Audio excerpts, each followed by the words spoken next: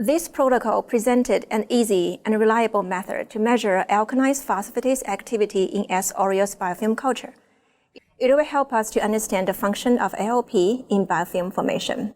The major advantage of this technique is high throughput. It is very sensitive and easy to perform.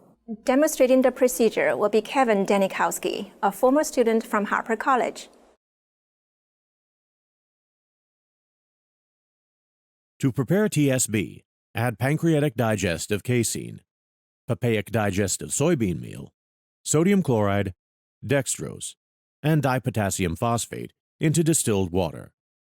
Cover the flask with aluminum foil and put it in an autoclave to sterilize before use.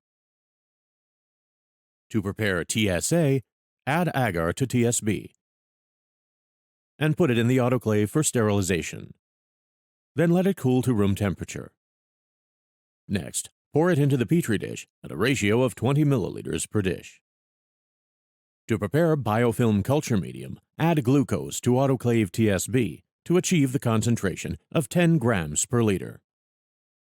Using a vacuum filtration kit, filtrate the solution with a 0.2 micrometer pore size filter.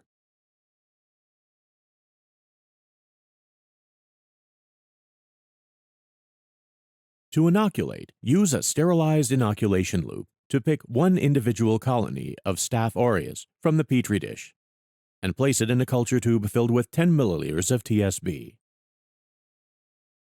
Put the tube in the incubator to grow overnight at 37 degrees Celsius.